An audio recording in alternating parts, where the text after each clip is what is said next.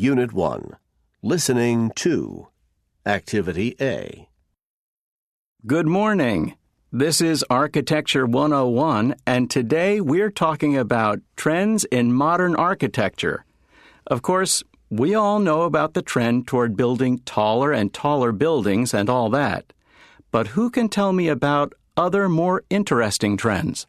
Well, there's a trend towards something called sustainable architecture. And what does that mean? It's about the relationship between architecture and the environment. For one thing, it means that architects use materials in a way that doesn't harm the environment. For example, they reuse building materials like wood or stone from old buildings. Sustainable also refers to the kinds of energy the building uses. Many buildings now use solar power for their electricity, heating, and air conditioning. There's no limit to the amount of energy we can get from the sun. This isn't true of energy we get from oil or gas, for example. Excellent. However, you have to think about the economics of sustainable architecture. If these buildings are too expensive, people won't want to build that way. So, are there any economic benefits to sustainable architecture? Oh, yes. For example, using solar energy is economical. Solar systems are expensive, but in the end, you save money because you don't have to pay high electric bills. But what do these sustainable buildings look like? After all, architects want to build beautiful and interesting buildings, not just eco-friendly ones.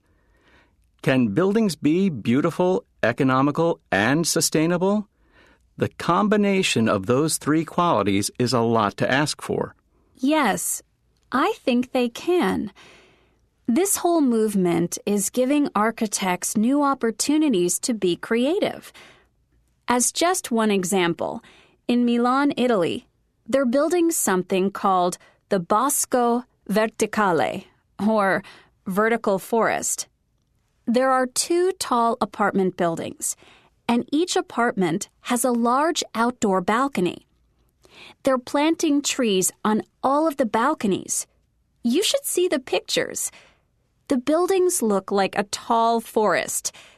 The trees help clean the air inside the building and keep it cool. Wow, I like that. It reminds me of something I read about. Green roofs. These are roofs that are covered with plants. A garden on top of the building. They help keep the building cool in summer and warm in winter. And they're beautiful. I think it's really important for buildings to be attractive, interesting, and, different. So they give people something to think and talk about. Okay, so putting all this together, we can say that sustainable architecture is about the relationship between architecture and the environment. In the future, we need to think about the materials we use to build new houses and buildings.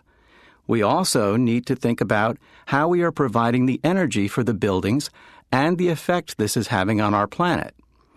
We'll look at this in more detail tomorrow. Tonight, I want you all to read chapters 3 and 4 of your